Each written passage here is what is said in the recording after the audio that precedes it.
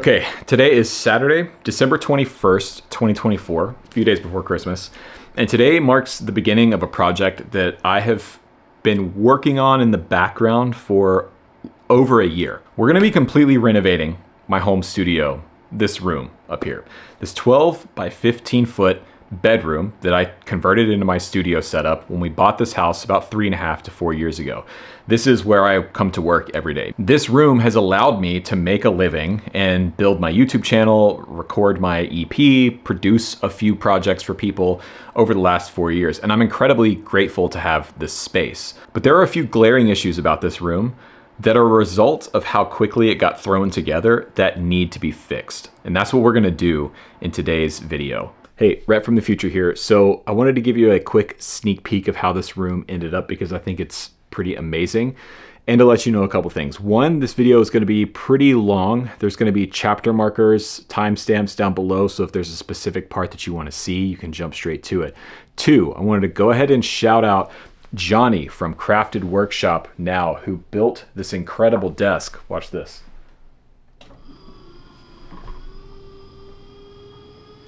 Johnny has a whole video over on his channel about how he designed and built this amazing studio sit-stand desk for me from scratch. You should definitely go watch it. It's linked down below. And I want to quickly thank the sponsor of today's video, which is Sweetwater.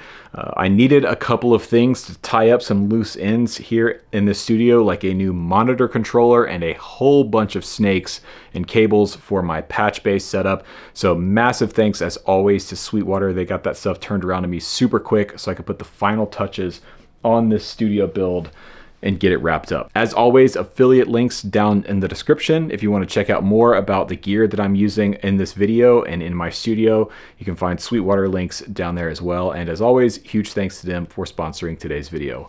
With all that out of the way, let's go back about 3.5, 4 weeks ago and pick up where we left off. So let me show you the room as it sits right now.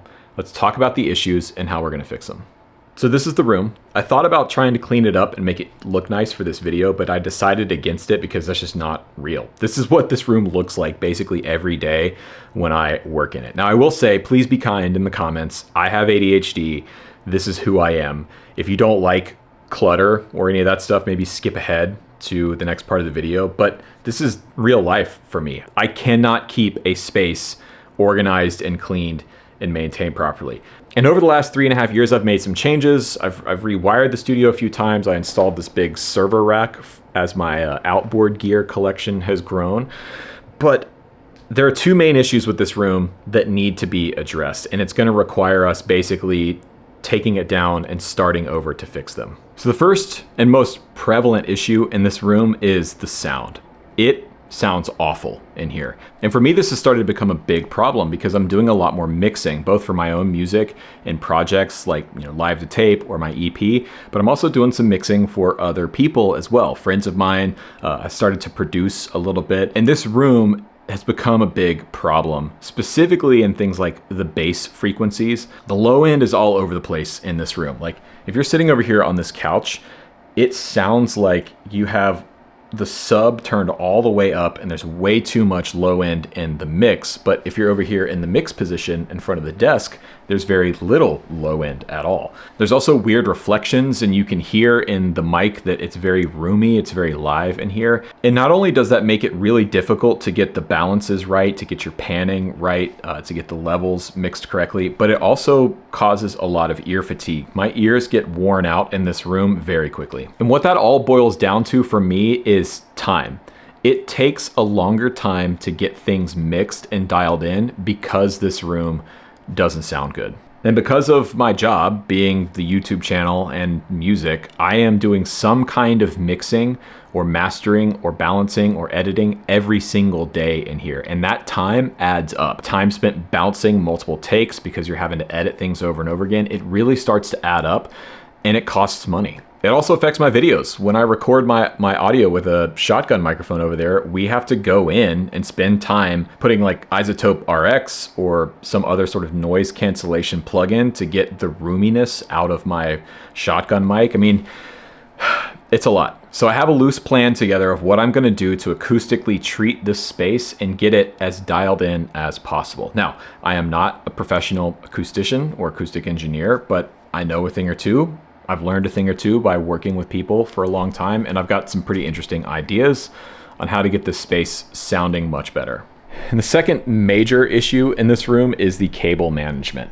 Now, this is something that is an issue for me somewhat specifically because I rely so heavily on outboard gear, and my outboard gear collection keeps growing. I've also brought in some tape machines like my Tascam 388.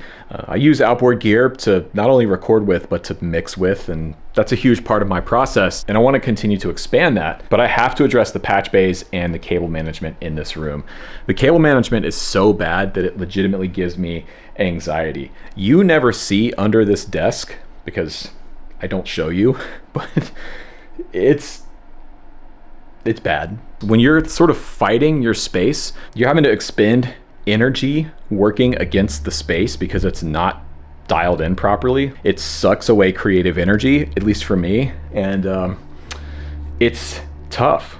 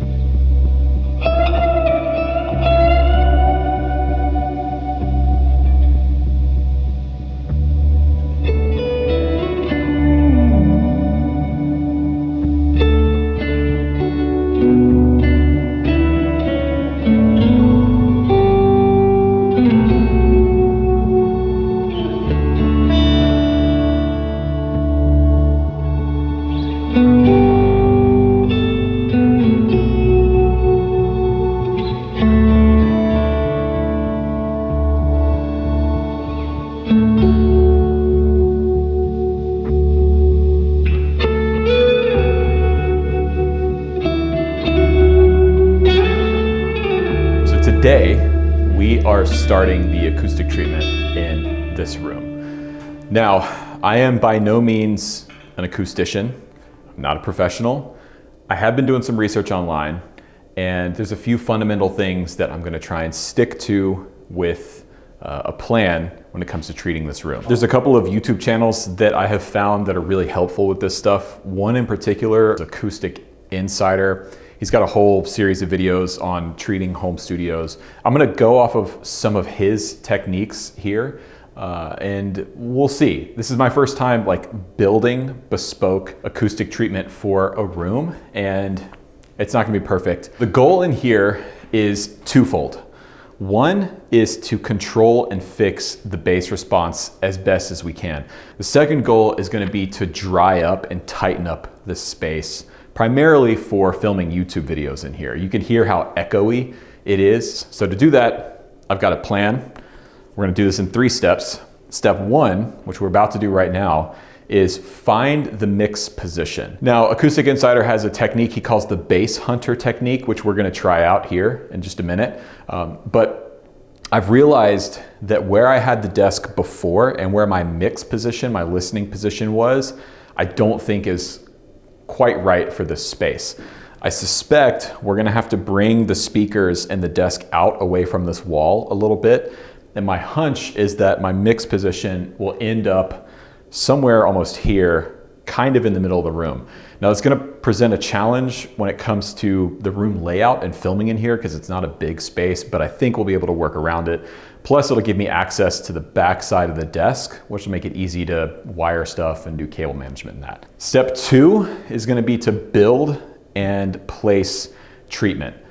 Most of the treatment in here I'm planning on building myself. And the idea here when you're treating a room that is not designed to be a mix room, it's quantity over quality, and we're gonna rely primarily on bass traps. We're gonna build a pair of big corner traps for both of these corners, and we're gonna build a big cloud, which will be a broadband, thick, probably 6 to 8 inches deep of absorption to just try and soak up as much, primarily low and low mid frequencies as we can. And then we'll do some treatment on the back as well, but we're gonna start on this end of the room.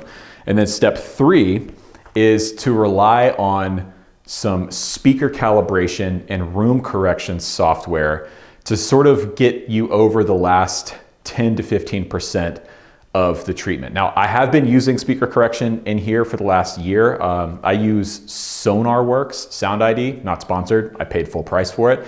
It's the thing where you have like the microphone and you walk around the room and it measures your room and it applies a correction curve. But what I've learned is I was kind of using it the wrong way. I was using it as a way to sort of fix the core issues of this room.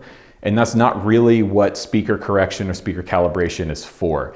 It's really more for the last 10 to 15% where you've treated your space, you've fixed a lot of the core problems, and that software is there to kind of help smooth out the last few percent. It's like the mastering step, if you will. So those are the 3 steps we're gonna take to get set up for the first step. To find the mix position, we need to get a pair of monitors and a small interface up here so we can play some music, and we're gonna just move around the room until we find a good sweet spot. All right, so I'll find the center line. 146 on the nose. This is the day that I regret telling my geometry teacher that I'm not gonna need to know any of this stuff. What do I need to know the Pythagorean theorem? 73 inches, almost exactly 6 feet. Where's that gaff tape? So what we're gonna do to make sure we're going straight here, just pull this back a little bit. Pull this. Okay, so there's the center line. So I'm gonna set up the speakers where they would be if the desk was all the way back here against the wall. Truth be told, I've actually had these for like a year and a half. These are the Adam Audio A77Hs, but they've been living downstairs in the live room because with my old desk set up, I physically couldn't fit them. Now, I want to point out too, these are mid-field monitors. And the reason I picked these was because they're supposed to go down in my big control room in my big studio whenever that gets finished, which who knows when that's gonna happen. They're great sounding speakers and I wanna use them. This may end up being one of the things that gets swapped out in here because these, quite frankly, may be too big for this room, but we'll cross that bridge when we get there. So let's get these powered up. And what I'm listening for primarily is the low end. I wanna find the spot in this room where the low end is as balanced as possible in its current state. It's gonna be kind of difficult because it's really roomy sounding in here. There's no treatment whatsoever. But my hunch is that the optimal spot for this space is gonna be somewhere near here, which means the speakers and the desk are gonna have to come out. I guess I'll just play my stuff because I mixed it in this room, although it was treated sort of. And also I won't get demonetized because also, the room was white when you mixed it. That's true. And it's purple now. Now it's Barney colored. I've never done this before, so there's a chance that I might be doing this slightly wrong. But the idea is I'm gonna start moving back in the chair. I mean, we're not gonna be super scientific with any of this stuff. We're just trying to get a rough game plan together. So yeah, rate my setup.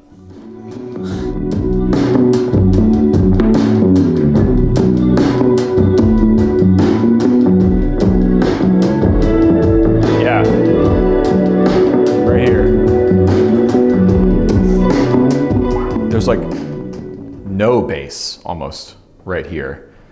And when you get back here, the bass is coming up. Keep in mind, I'm not a professional acoustician, so please correct me if I'm wrong. But I think what's happening is you're getting closer to the wall, which is where pressure, sound pressure is increasing because it's reflecting off of the back wall and here. And that's giving us a perceived increase in the bass level. And as you move back, like this area right here, this little 3-foot section, the bass dramatically drops off. It gets lower. And then as you move back here, it starts to come up again to an area where it's relatively balanced. Yeah, so we measure off this back wall where that tape is. So this room is roughly 15.5 feet deep. And I've read about something called the 38% rule, which is not necessarily a rule per se. And there's a big debate online as to whether or not it's something you should follow. The idea is, as I understand it, is that your mix position should be roughly 38% of the length of the room. Again, there's a big debate as to whether or not that's a rule you should follow. But off this back wall, I'm 89 inches, so right at 7 feet, 5 inches. This wall, there's nothing in it. It's totally hollow. There's no insulation. It's just for this closet. Drywall doesn't really do anything for low frequencies and low mid frequencies. It only reflects high frequencies, high mids. So really, the back wall is the back of the closet, which I've never measured. I don't know exactly how deep this room is. So we're calling that 220 inches, which is 18 feet 4 inches. So 220. 20 times 0.38. 83. Which is close to that. That was actually very, very useful and informative. If you've never done that in your space, you should try it out. I don't even think you have to do it, fully gutting the room. You can just play something that you're really familiar with on your speakers and just move throughout your room and try and clue into specific frequency ranges like the low end, and you'll be shocked at how much things shift. So I think what we're gonna do is these atoms are probably not gonna live on the desk. I think we should have them on stands further back and further apart. The downside to that is because this is a standing desk, when I do move into standing mode to work, I can't use these. So I have a set of near field monitors that were my first monitors ever that I love. And those will probably live on the desk so that I can use that to edit and work with. And they're near fields, so that'll be nice. Okay, time to start building these bass traps. I have a plan put together. We're gonna start with the corner traps. So basically what we've drawn out is 6 feet tall and about 10 inches deep. So I went to the hardware store yesterday and had them rip down some 5/8 plywood to some different depths. I got 10 inch, I got 8 inch, and I got 6 inch, and those are all gonna be the depths of the different bass traps that we're gonna use. And I'm starting with the corner traps because they're gonna be the most complicated. So they're gonna be 6 feet tall and 10 inches deep. And we are mitering the corners so that they'll fit into the corner of the room. So I'm cutting the top and bottom at 45-degree angles. The hypotenuse of the triangle here is 32 inches. So that gives me 32 by 70 3/4, because I'm not going the full 6 feet on the side panels because I'm trying to account for that 5/8 of top and bottom. And for the insulation, I got rock wool Safe and Sound, which is a soft lofted sort of insulation. I've used it a bunch before in the past. I don't want it to push through and show on the fabric. So we're gonna inset these 1x4s by maybe 1/4 of an inch to hold back that insulation to hopefully keep it off of the fabric so you won't see lumps in the front of the fabric. I'm about to cut the last top piece for the left bass trap. Then we'll load all the stuff upstairs and we'll start assembling the frames.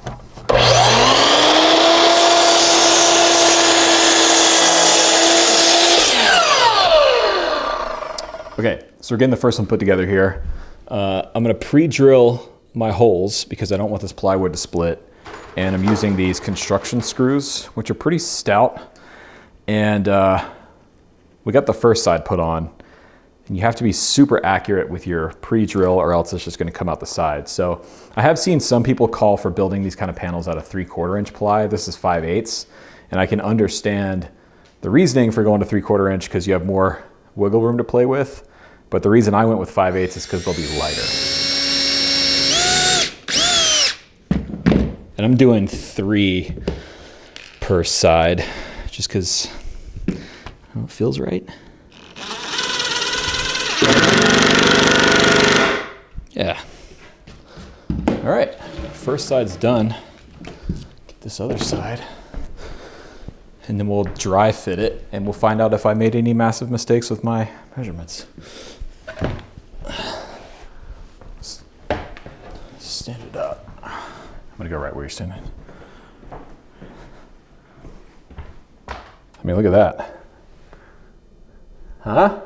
Yeah. That's a bass trap. Kind of. Well, it will be a bass trap. So I think now what I need to do is I want to get a measurement for these 1x4s. Okay, so I want it to sit a little bit below. And I know that this is 32. So if I did 31 3/4, and then I'd have to cut that on a 45-degree angle so that they'll zip in just like that. So corner traps are done and ready to be wrapped and filled with insulation. Now, originally when I drew these up, I wanted them to be 10 inches deep. And as you can tell, they're not 10 inches deep. They're only about 8 inches deep, or at least the sides are only 8 inches deep. And that's because in my rush to get started in building these things, I grabbed my 8-inch pieces of ply instead of my 10-inch pieces of ply. It'll be fine. Top and bottom plates are still 10 inches deep. And so what my plan is going to be to fill them as much as possible, and then I will cover the back with that white cloth. So we may have some insulation sticking out a little further in the back. It's fine. Nobody's going to see it except all the people that watch this video. But when they're actually in the corners, they should look nice. So got the corner traps done. I've got the 2 foot by 4 foot trap back here done. I'm getting the 2 foot by 6 foot panels cut now. I'm gonna cut the links for the cloud. That's what I'm doing. Okay, so the first corner trap is done and filled. I've got it wrapped, ready to hang. There's a few minor imperfections here and there. You can see a very, very slight few lumps where the insulation's pressing up against the fabric, which is not what I wanted. But I will say, you can't really tell. You have to like walk right up next to it and sort of look down the side to see. So I think that's gonna be fine. The good thing about these traps is I have the frames built. So if at any time in the future I wanted to sort of redo them, I can just take the covering off, take the filling out, and refill them with 703 or any other kind of insulation that I want. I did think about that, maybe uncovering that and redoing it, but the reality is this project is kind of coming down to the wire. The desk is gonna be here in 2 days, and I need to get back to work in here. This room has been torn apart for over a week now, and yeah, I need to get this thing finished. I'm not gonna let perfect be the enemy of good here. They look good, they function well. I can already tell that that corner is sounding and feeling tighter. So I'm gonna get this next corner trap filled, wrapped, and ready to hang. And then we're gonna move on to building the frames out for the rest of the treatment here. We got all my lumber and everything cut. So yeah, gonna be a busy next few days getting this thing treated.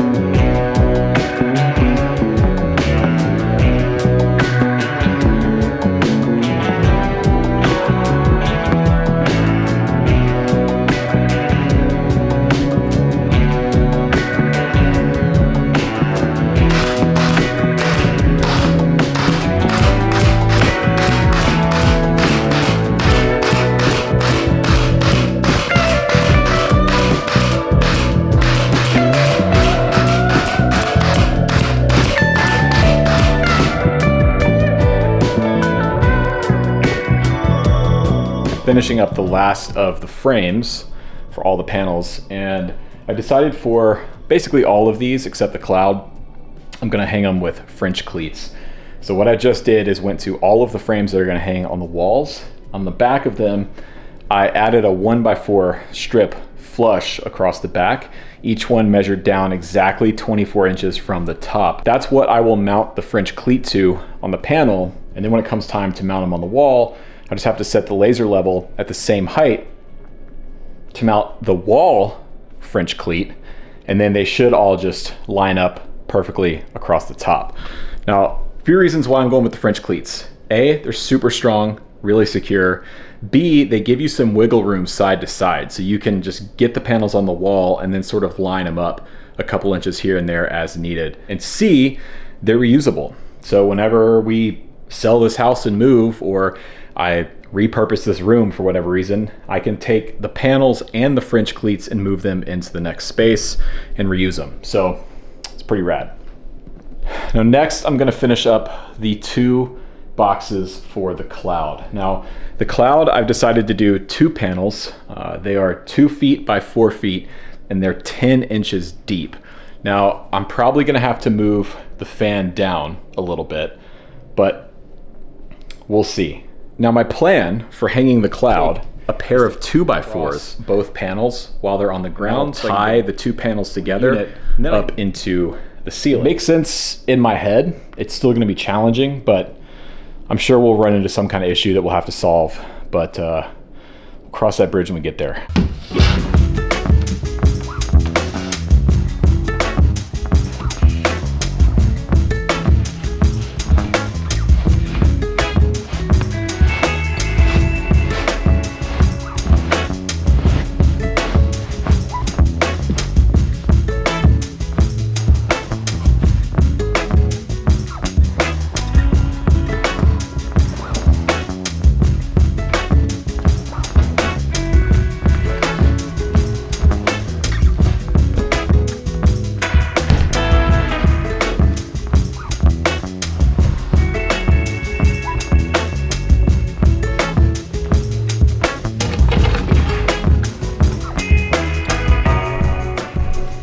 Okay, so all the frames are built and filled with insulation. I'm so ready to be done with this part of the project. That was a ton of time and very tedious.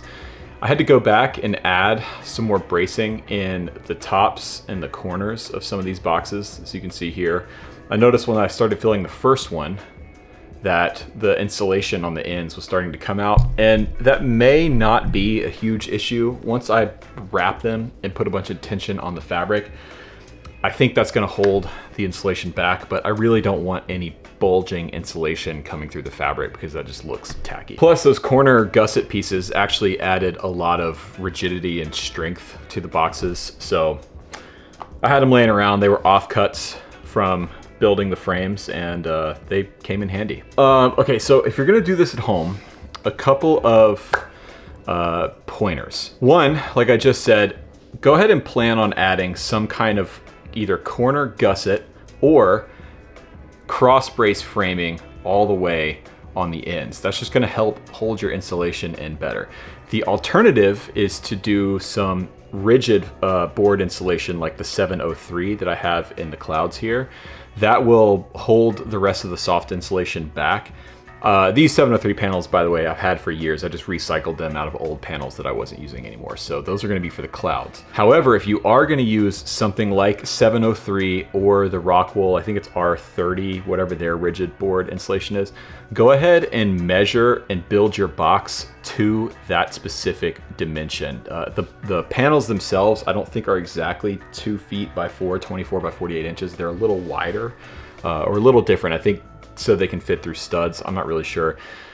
I had to cut these down on the sides to get them to fit in the 24 by 48 box. So yeah, save yourself a step, just measure and build the box a little bit bigger. Tip number 3, definitely use construction screws and not nails. This saved my ass several times when I just made dumb mistakes. Like this morning, for example, the first corner gusset pieces that I put in on the first box, I put in on the back of the box because I wasn't paying attention. So with construction screws, you just zip them out and zip them back in. You don't have to worry about nails and all that kind of stuff. Another major tip, the biggest problem I'm having so far, the hardest part of this build so far, has been the fabric. I've had to go to 3 different hobby stores and buy 2 different types of black fabric because nobody has the amount that I need. If I had enough foresight, I would have measured all of the panels and known what I was going to build ahead of time and ordered that amount of fabric. That's what I think you should do, because even after 3 different trips, I still don't have enough fabric to do all the panels. I'm going to have to go out and hunt down more fabric for these panels. So take your design, measure, and get your materials ahead of time so that you don't have to keep doing what I'm doing and running out. I just had the realization of how much more work there is to do. We've got to wrap all the panels. Johnny's going to be coming down with the desk in a few days, and then it's going to be another 3-4 days of wiring everything, getting the patch bays set up. I've got some new gear coming from Sweetwater that is amazing, but I'm gonna have to figure out how to get it integrated into the system and set up. My guess is from start to finish, this project is gonna be right at about 4 weeks, a month. But I will say, I don't know if it's coming across in the microphone here, it already feels way tighter, way more controlled in here. And I don't even have these placed. I've just got them in the back corner here for the visuals. There's nothing on this back wall. And dude, it already sounds so much better than the other studio ever did. I can feel it. There's even no clouds. There's nothing here. It's just these panels sitting in the room and like, it's working.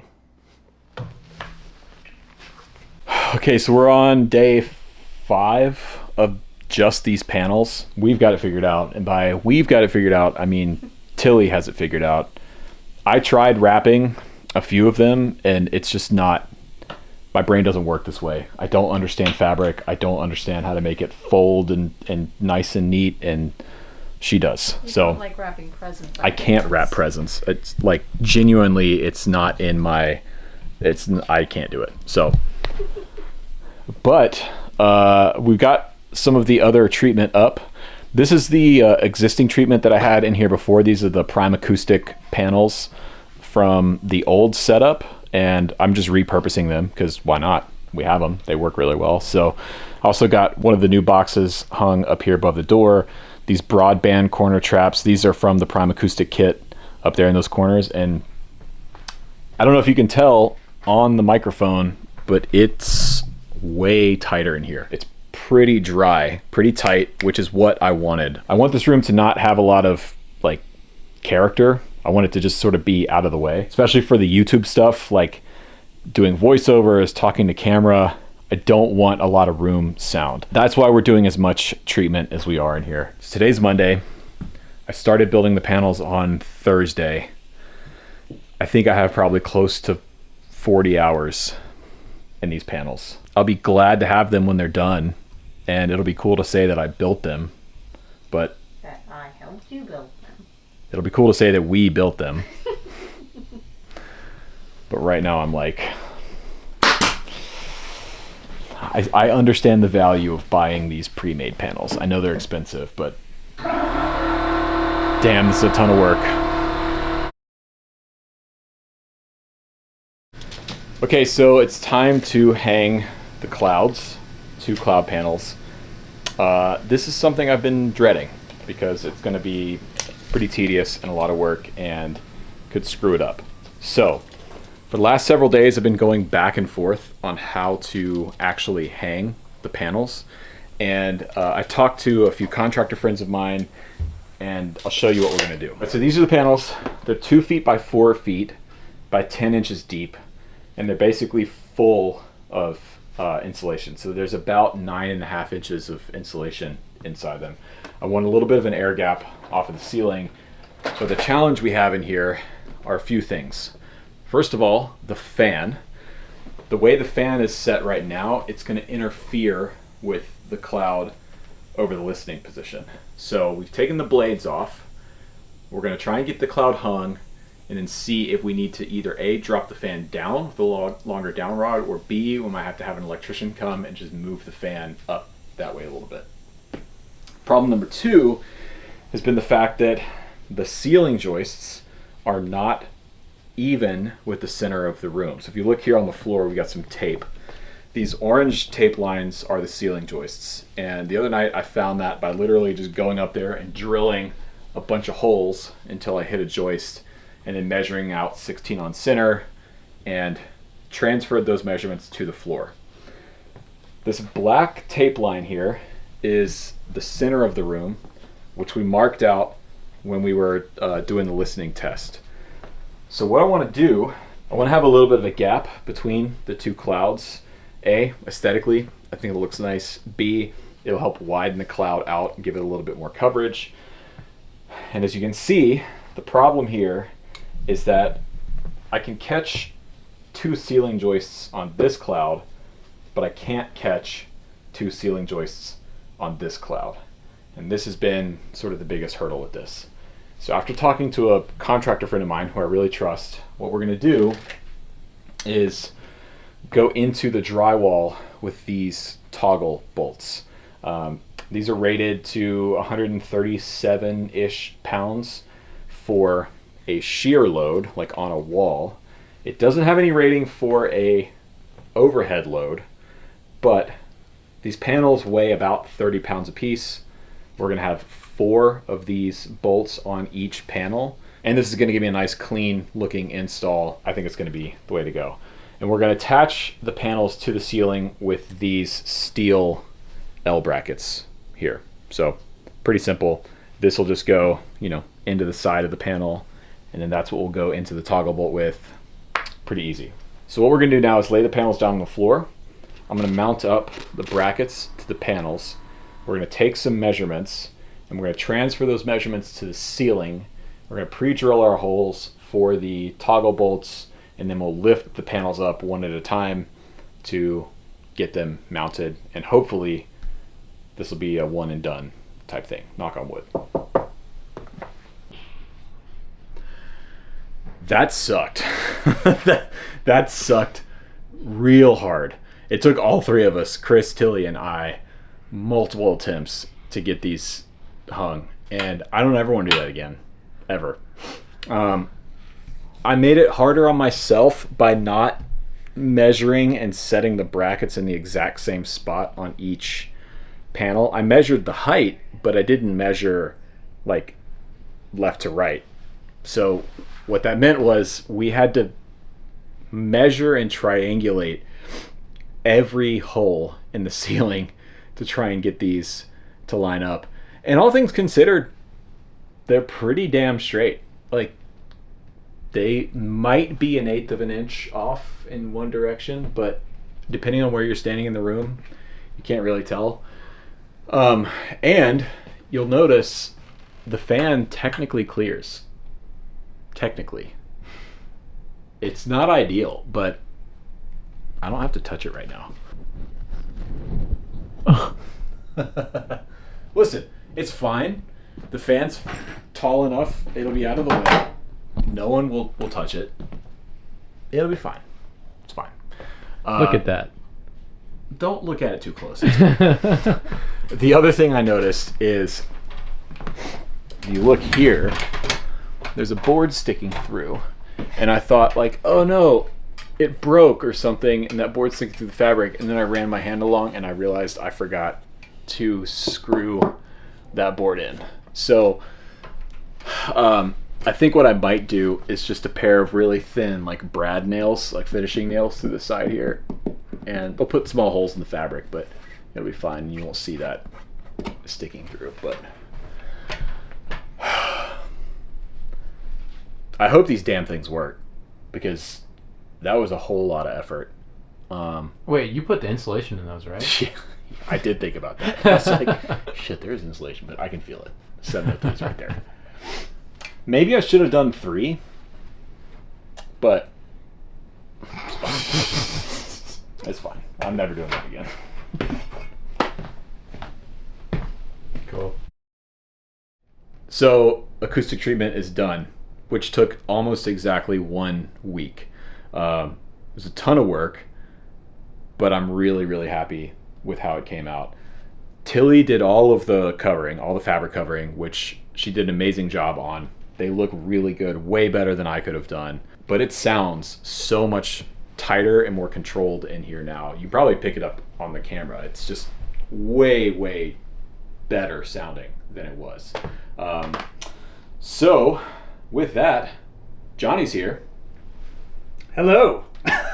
And he brought the desk. I did. So we're gonna go and try and wrangle that thing upstairs. It's gonna be fun. You think it'll fit through the door? I think just barely. It's gonna be tight, but I believe in us. All right, great. Let's do it. Let's throw the rug down first. And friends were like, Brett. It's not happening. No. No, man, I think we can. No, it's not fucking happening. Yep. Nice.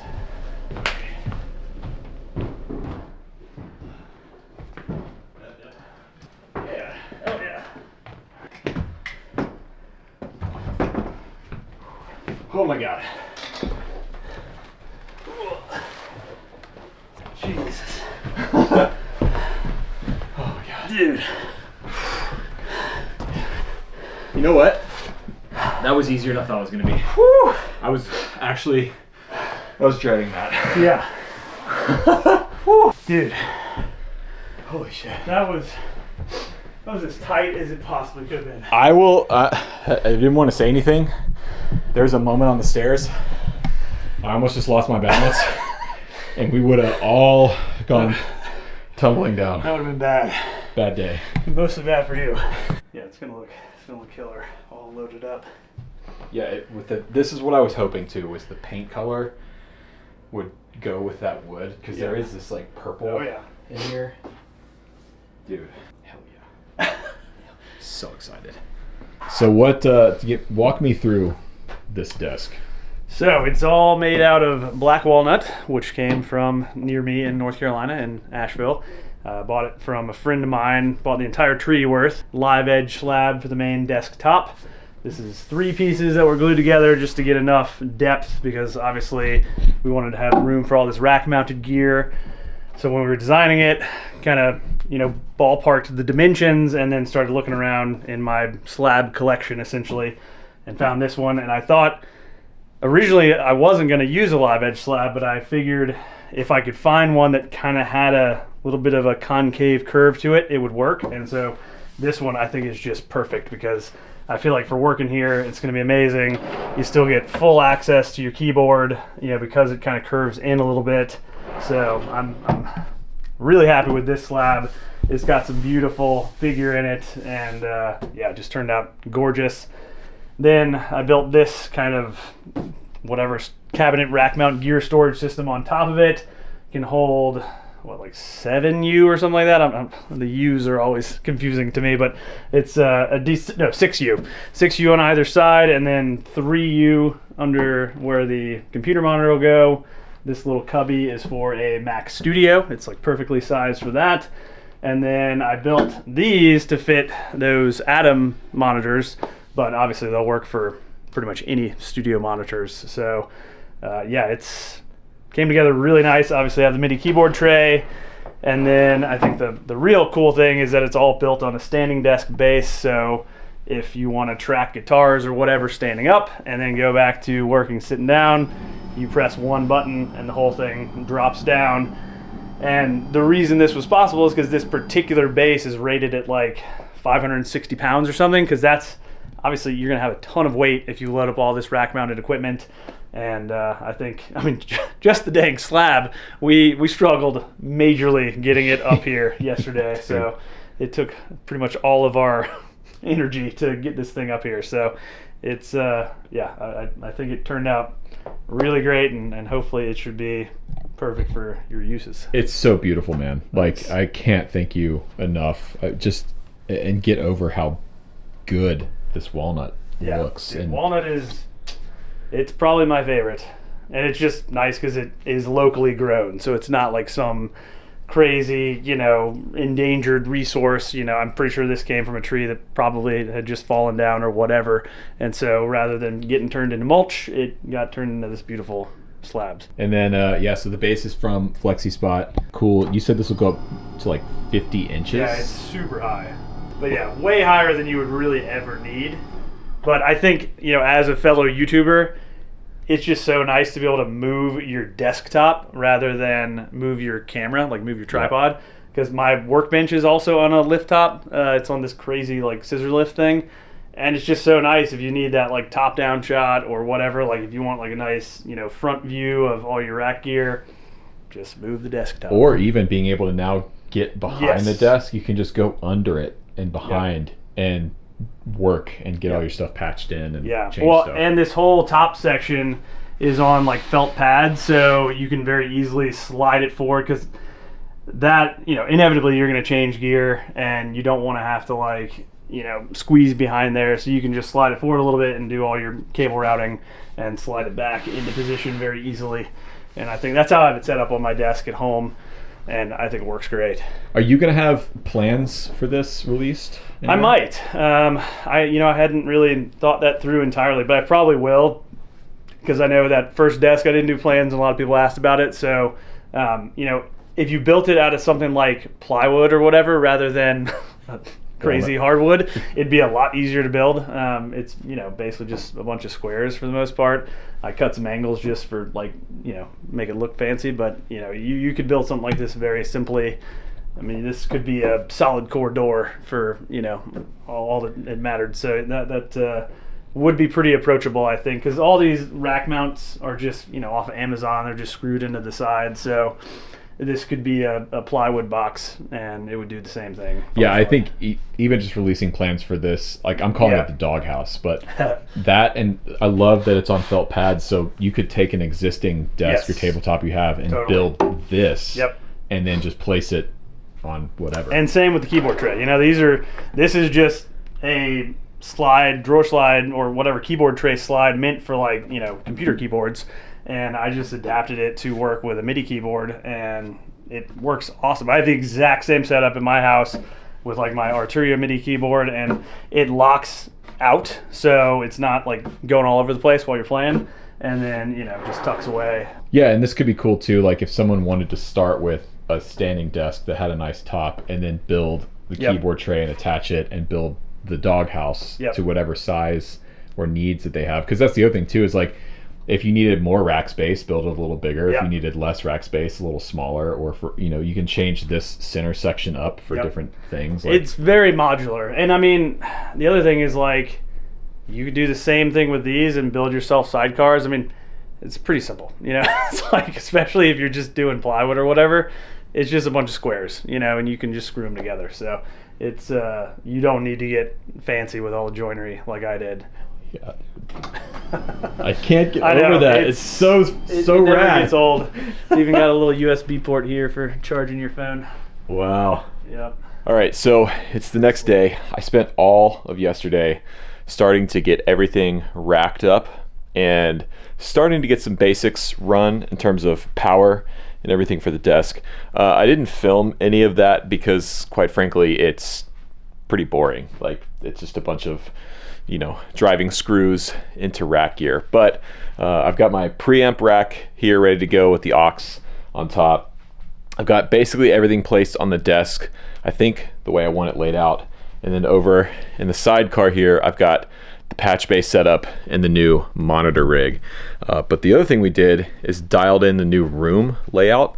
I'm really upset with myself that I didn't lay out the room this way to begin with, because this is a much better situation. Let me show you. So yeah, I know it's a mess, but I'm working on that.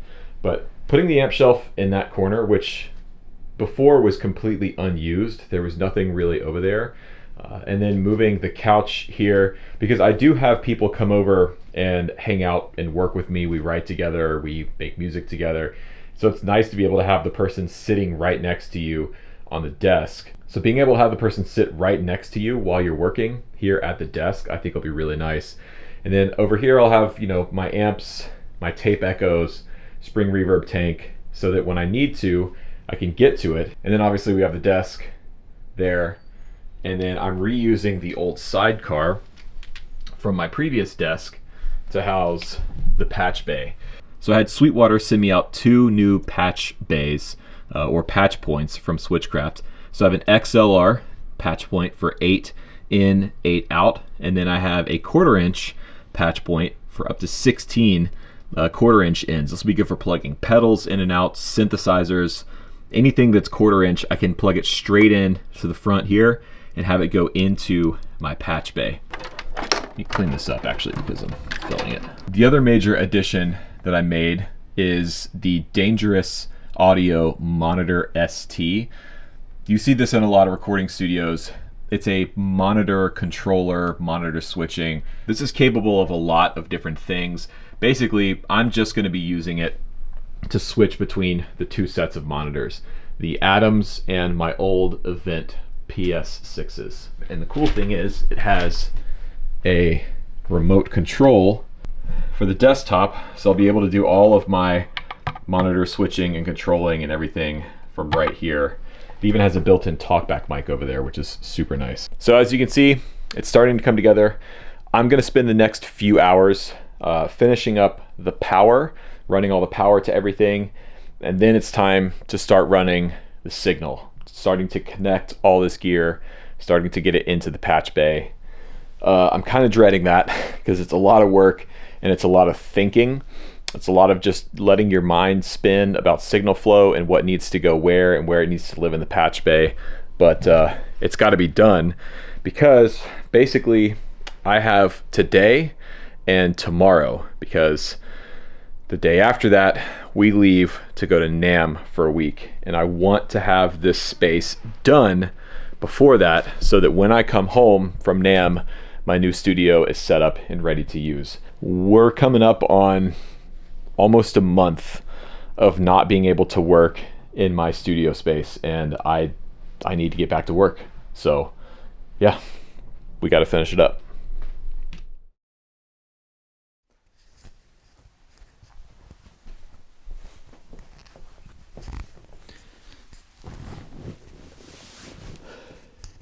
Okay, the room is done. Almost, what, 3.5, 4 weeks later. I finished it up today. Today is Saturday, January 18th. If I'm gonna be honest, it turned out better than I expected.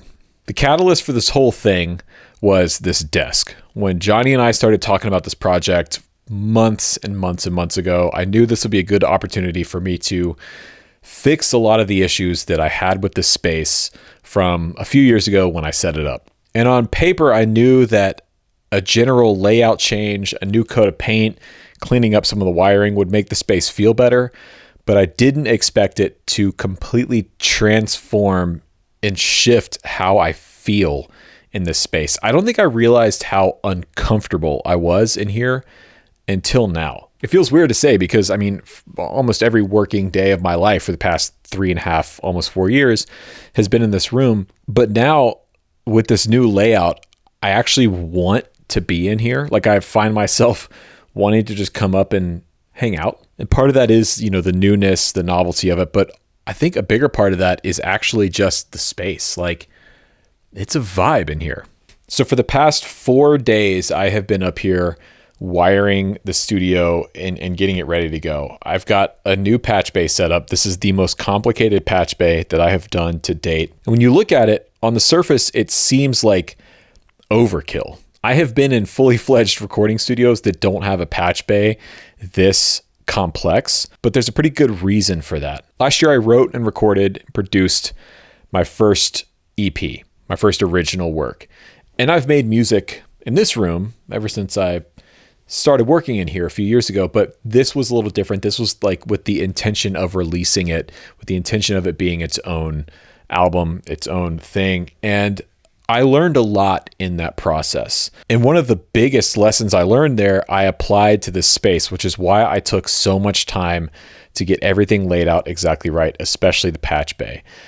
See, I have ADHD, and part of that means that if I have to take the time to pull something out, to set it up, to get it patched in, to use it, more than likely, I'm not going to use it. My fellow ADHD brains out there probably can identify with this. I think it's called executive dysfunction, but that feeling of like, okay, I need to record this next guitar part, but that pedal's over there, and I gotta, where are those cables again? I don't remember where I put where did I leave the power strip, the one spot for this?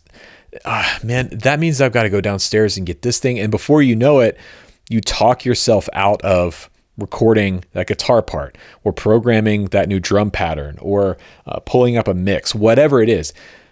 The thing I've learned about myself is that I need to have access to anything that I might use at any given time. It needs to be set up and ready to go. That barrier to entry, the barrier for me being able to use that thing, needs to be as low as possible for me to work efficiently and to stay in that creative flow.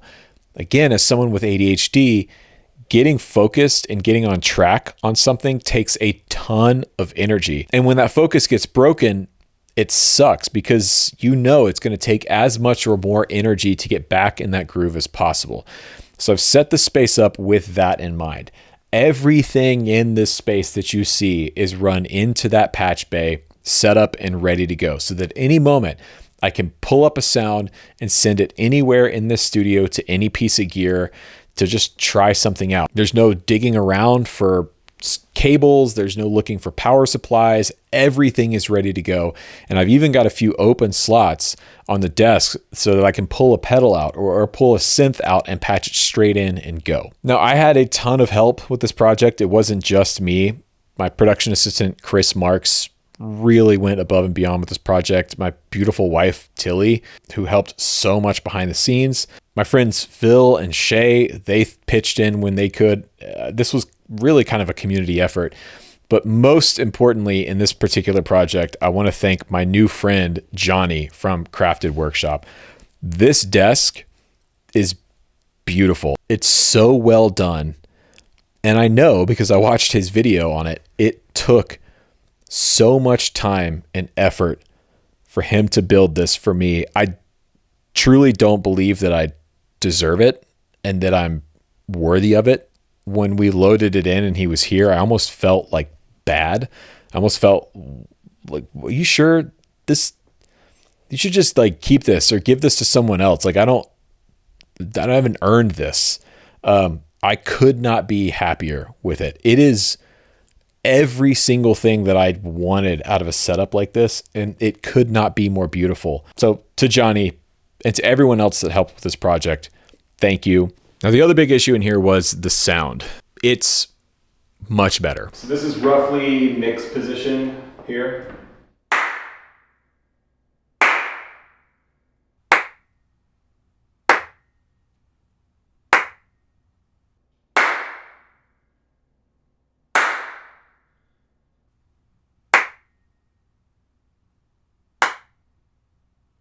It feels much tighter. It feels much drier in here. It's not nearly as roomy, but it's not too dead. It doesn't feel like you're, in a closet or in an anechoic chamber or something like that. It still has some movement. It still has some roominess, but it's much more controlled. I still have to run the room correction software, the speaker correction. That'll be the last sort of 10% that gets me over the line in here. But yeah, it is so much better. I'm really happy with these panels. My wife, Tilly, wrapped every single one of these panels herself because I'm just incapable of it. There's no way I could have wrapped these panels, and they look amazing. They look like I paid a ton of money for these things. And I will say, on the topic of the panels, I have probably 4 to 5 full days worth of work just in these panels because I'm not a professional carpenter. I don't really know what I'm doing. I took my time. And there's a few moments in there where I was thinking to myself, I should have just bought these things. It would have been way easier. Having now built my own panels, I know why they're so expensive, but I do think there is value in spending money on commercially made panels, as there is value in taking the time and effort to build them yourself. I mean, there's a big sense of satisfaction I have knowing that I built these things. We built these things. So yes, the space is dialed in. It will take some tweaking. There's going to be some experimentation that happens. I still need to dial in the lighting in here. I still want to figure out how to get my tape machine, my 388, integrated into the patch bay. That will come in the near future. But for now, I'm just happy. I'm happy to come up and work in here and be creative in here and work on my music in here, to make more YouTube videos in here. So thank you. Maybe most importantly, thank you for watching. Thank you for subscribing. Thank you for supporting me and this channel over the last 7 years of doing YouTube. It's because of you that I have the ability to do this stuff, and that's not lost on me.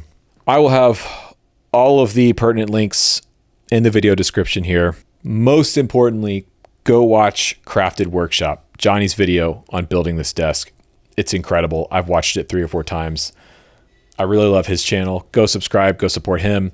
Huge thanks again to Sweetwater for sponsoring the video. Affiliate links are in the description. And I have to get on a plane to Nam in about 10.5 hours. And I haven't started packing yet. So I'm going to go do that.